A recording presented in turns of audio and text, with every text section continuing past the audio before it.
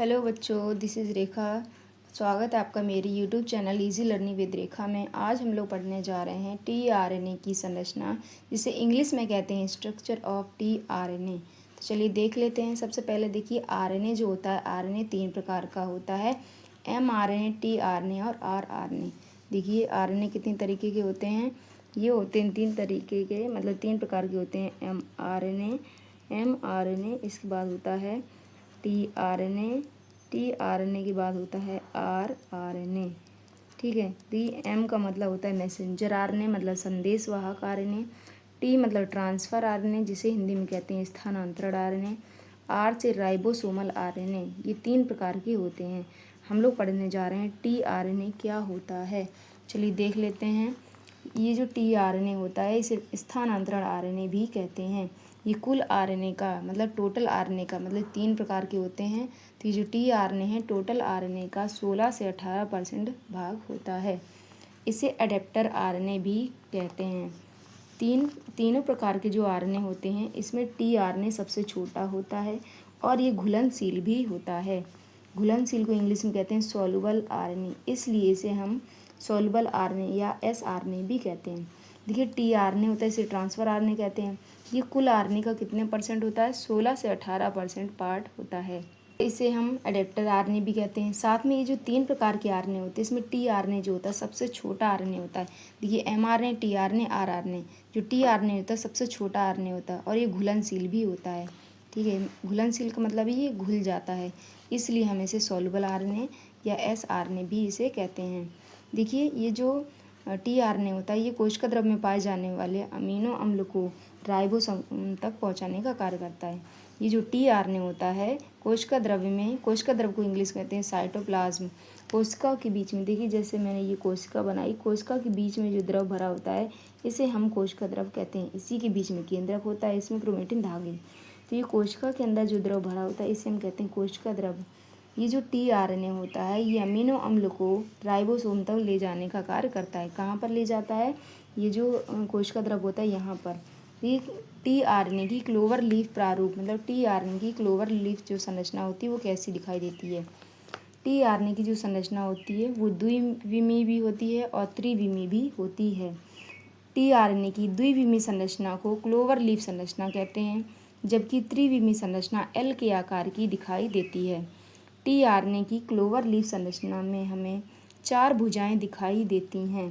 3 भुजा में तो लूप पाया जाता है, जबकि एक भुजा में लूप नहीं होता है। प्रथम भुजा जो होती है, इसे ग्राही भुजा, इंग्लिश में एसेप्टर आर्म कहते हैं। इसमें लूप नहीं होता। टीआरएनए की चेन के दोनों छोर जो हैं 5' to 3' होते हैं। देखिए प्राइम क्या होता है?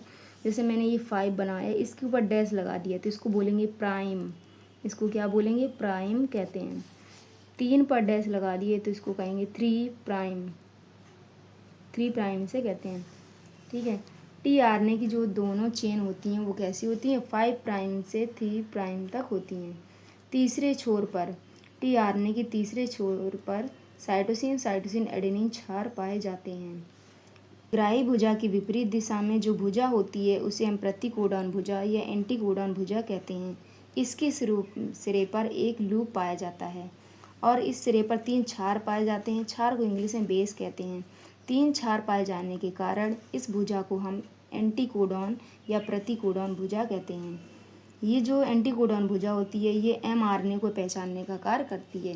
देखिए जो एंटीकोडॉन भुजा होती है, ये क्या करती है? एमआरएनए को पहचानती है। जैसे ही एमआरएनए आएगा तो उसको पहचान लेगी। और देखिए ये जो तीसरी भुजा है, इसे हम टी साइसी भुजा कहते हैं। तीसरी भुजा को क्या कहते हैं? टी साइसी भुजा। प्रथम भुजा क्या थी? ग्राही भुजा। और जो दूसरी भुजा थी, इसे कहते हैं प्रतिकोडान भुजा।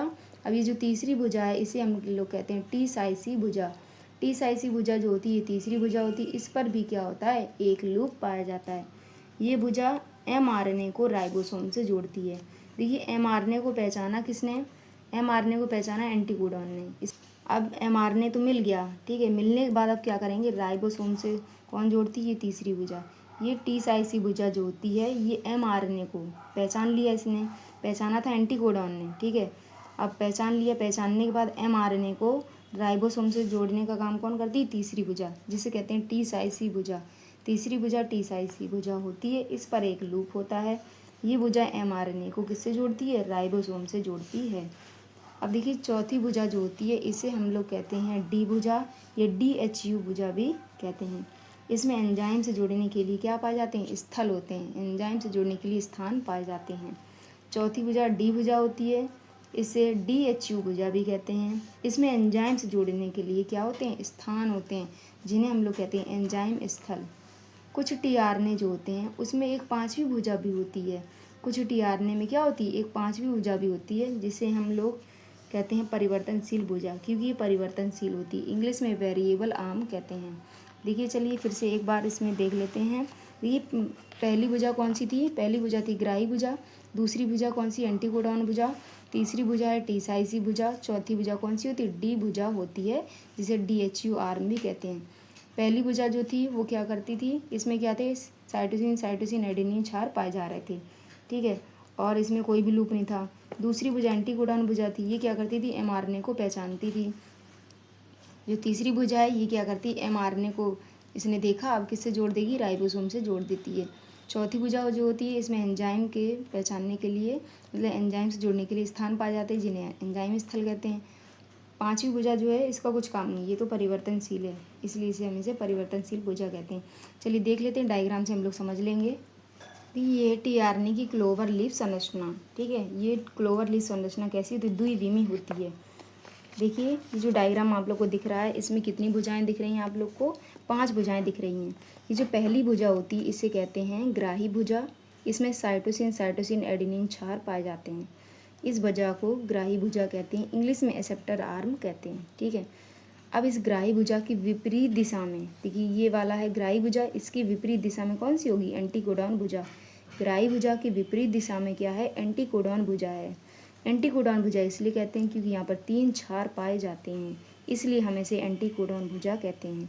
इस भुजा में लूप पाया जाता है और इस भुजा में क्या है? लूप नहीं है। ये प्राथमिक भुजा है, ग्राही भुजा, इसमें कोई भी लूप नहीं है, गोल गोल नहीं बना, इसे कहते हैं लूप। देखिए ये जो राउंड राउंड बना इसे कहते हैं लूप। प्राथमिक भुजा में कोई भी लूप नहीं होता, एंटीकोडॉन भुजा में लूप होता है। देखिए अब ये जो तीसरी भुजा है इसे कहते हैं टी साइज भुजा। ये वाली टी साइज भुजा, इसमें जो ये लूप है इसे कहते हैं टी साइज लूप, ठीक है। अब देखिए इसमें भी लूप पाया जा रहा है, ठीक है, इसमें लूप होता है, इसे कहते हैं टी साइज भुजा। ये क्या करती है? mRNA को राइबोसोम से जोड़ती है। अब देखिए ये जो चौथी भुजा है इसे कहते हैं डी आर्म, डी भुजा कहते हैं, या इसे DHU भुजा भी कहते हैं। ये जो लूप है इसे कहते हैं DHU लूप कहते हैं। डी आर्म जो होती है एंजाइम से जोड़ने के लिए इसमें स्थान होते हैं। देखिए पांचवी भुजा जो होती है इसे कहते हैं वेरिएबल आर्म, हिंदी में परिवर्तनशील भुजा कहते हैं, ठीक है। तो ये आप लोगों ने देख लिए किस तरह से ये 5 भुजाएं थी। पांचवी तो परिवर्तनशील थी, टोटल 4 भुजाएं थी।